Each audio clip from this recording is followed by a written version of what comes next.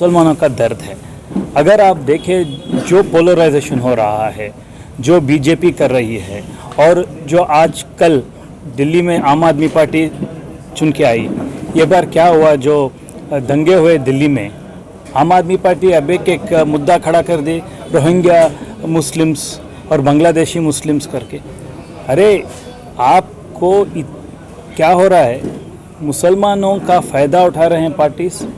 कांग्रेस छोड़ के अब आम आदमी पार्टी क्या की दिल्ली में, टीएमसी गोवा में क्या की। आप लोग बोलते हैं सेक्युलर गवर्नमेंट आना है, जहाँ जहाँ कांग्रेस स्ट्रांग रहती है आप जीत नहीं सकते, उधर आप कैंडिडेट्स डालते हैं, वोट करते हैं, आप बीजेपी की बी टीम करके फाइट करते हैं। सो इसीलिए मुसलमान कांग्रेस से नाराज़ हैं, मैं ये नहीं मानता। हालात ऐसे हो गए हैं, बीजेपी और जो दूसरे पार्टीज़ हैं वो ऐसा प्रोपोगंडा कर रहे हैं कि मुसलमान कांग्रेस से नाराज़ हैं। अब क्या हो सकता है, कांग्रेस में भी हम लोग अपोजिशन में हैं। अब जब अपोजिशन में जो मुद्दे उठाना है हम उठा रहे हैं, कर्नाटक में ले लो, कहीं भी ले लीजिए। राहुल, जब हिजाब का मामला हुआ, राहुल गांधी फर्स्ट ट्वीट किए, सिद्धरामैया जी बात किए, परसों डीके शिव कुमार जी जाके मठों के स्वामी जी से मिलके सबको अपील करके आए कि ये इस तरह बंटवारा करना ठीक नहीं है, मुल्क और देश के लिए बहुत नुकसान होने वाला है करके बोल के आए हैं। कर्नाटक में है। अब कांग्रेस में जो मुस्लिम लीडर्स हैं सबको एक अच्छा पोजीशन दिया गया है। अब हाल ही में आप देखिए, अब जब लीडर ऑफ अपोजिशन का हम भी चाहते थे कि एक मुसलमान को दे, वैसा नहीं हुआ, मौका नहीं हुआ। लेकिन आप पास्ट में देख लीजिए, बहुत सारे मौके भी मिले हैं। सो ये वक्त कैसा है, हमारा मुसलमान और हिंदुस्तान एक ऐसे दौर से गुजर रहा है जो बड़ा ही नाजुक है। इसीलिए हर जो फैसला लिया जाता है इमोशन से नहीं लेना चाहिए, थोड़ी सोच रहना चाहिए। और इब्राहिम के जाने से कुछ मेरे हिसाब से कुछ नहीं होगा। तो इतने बड़े लीडर हैं, बट मैं यकीन रखता हूँ कि हमारी कौम, देखिए कोई भी लीडर से बड़ा कौम और देश होता है। और मुसलमान अगर सोच समझ के वोट दें, और मैं दावे से कहता हूँ फ्यूचर में मुसलमान भी सोच समझ कर ही वोट देगा। सो सीएम इब्राहिम साहब बड़े लीडर हैं, मगर इलेक्शन में कुछ इम्पैक्ट नहीं होगा। वो इल्ज़ाम लगा के गए हैं कि कांग्रेस मुसलमान। एक ही सवाल पूछता हूँ इब्राहिम साहब से, उन्हें एमएलसी बनाया गया, उन्हें चेयरमैन प्लानिंग कमीशन बनाया गया, प्रीवियसली 80s में वो मिनिस्टर कांग्रेस से ही थे। जब कांग्रेस में सीएम इब्राहिम साहब रहे हैं तब कांग्रेस उन्हें अहदा ही दिया है। अब ये बार यस हुआ, नसीर साहब बन सकते थे, सीएम इब्राहिम साहब बन सकते थे लीडर ऑफ अपोजिशन, मौका नहीं मिला। लेकिन आगे जाके कुछ मिलता था। ये समय था कि वो कांग्रेस के साथ बने रहें, कम्युनल फोर्सेस को हराना था।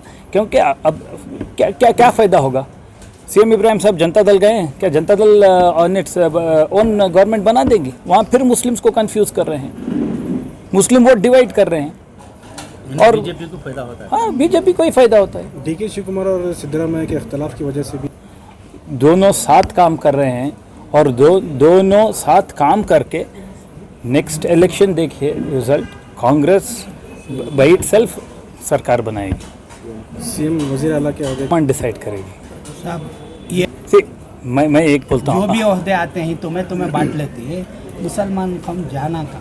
अब देखो 2014 के पहले कांग्रेस की सरकार थी, पिछले 7 साल में कांग्रेस की सरकार नहीं है।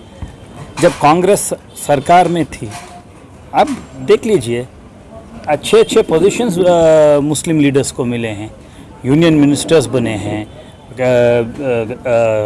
वाइस प्रेसिडेंट बने हैं, प्रेसिडेंट मुस्लिम कम्युनिटी के बने हैं। कांग्रेस जब पावर में आई है, free fair and legitimate government दी है। इस तरह जो बीजेपी की गवर्नमेंट है, ये गवर्नमेंट क्या कर रही है, पोलराइजेशन कर रही है, डिवाइड कर रही है। 80% 20% हम लोगों ने सुना भी नहीं था, 80-20 ऐसा करके। और क्या हो रहा है, आज रोज़ सवेरे उठे तो एंटी माइनॉरिटी स्टैंड लोग। अब हम इधर देख रहे हैं, आप हिंदुस्तान के बाहर गए तो लोग हंस रहे हैं हिंदुस्तान के हालात पे।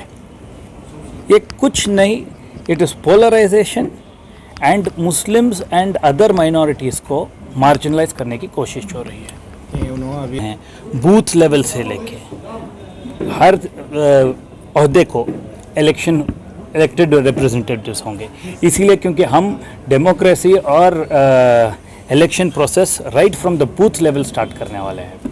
सो पहले के सरकार नहीं रहेगा कि किसका की रिकमेंडेशन हुआ, किसी को बना दिए। अब वर्कर खुद तय करेंगे कौन लीडर बनना चाहिए। इस बार इलेक्शन में एमआईएम पार्टी ये सिर्फ कांग्रेस का ही मुद्दा नहीं है, ये हमारे कम्युनिटी का भी मुद्दा है। हमें भी सोचना चाहिए, अगर एमआईएम, एसडीपीआई, जेडीएस, आम आदमी पार्टी को वोट दिए तो क्या वो एमएलए जिता सकेंगे? अगर ये ऐसा ही चलता रहा तो हमारी कौम को भी समझना चाहिए कि हमारे आने वाले दिन बहुत तकलीफ़ होगी। कांग्रेस ही एक ही पार्टी है जो, अब देख लीजिए, प्री 2014 ऐसे मुद्दे आते थे, रोज़ उठे, एक दिन हिजाब, एक दिन हलाल, ट्रेड बॉयकॉट। अब कल कोई बोलता है सुन्ना मत खरीदो मुसलमानों से, कल बोलेंगे मुसलमानों को सांस मत लेने दो करके बोलेंगे। ओला ड्राइवर्स, ये क्या हो रहा है? और एक वेरी इंपॉर्टेंट पार्ट, ये प्लान साजिश है, क्योंकि कितना टाइम लगेगा प्राइम मिनिस्टर एक स्टेटमेंट दे या अमित शाह एक स्टेटमेंट दे। सो यहाँ पर क्या हो रहा है, यकीनन with the blessings of the prime minister and Amit Shah ये सब हो रहा है। अगर नहीं होने का है तो नरेंद्र मोदी आके बोले ये रॉन्ग है, this is not according to the constitution of the country.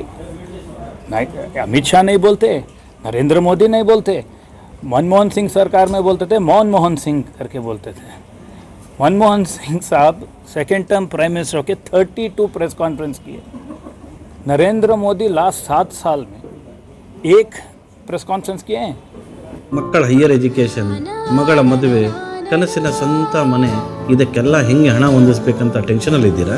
Tension ಬಿಡಿ, ನೀವು ಅಡವಿಟ್ಟ ಚಿನ್ನವನ್ನ ಬಿಡಿಸಿ ನಿಮ್ಮಲ್ಲಿರೋ ಹಳೆ ಚಿನ್ನವನ್ನ ಇಂದಿನ ಆನ್ಲೈನ್ ರೇಟಿಗೆ ಕೊಂಡುಕೊಂಡು ತಕ್ಷಣ ನಿಮಗೆ ಬಾಕಿ ಹಣ ಕೊಡ್ತೀವಿ. ಹಿಂದೂಸ್ತಾನ್ ಗೋಲ್ಡ್ ಕಂಪನಿ, ಇದು ನಮ್ಮೆಲ್ಲರ ಕಂಪನಿ.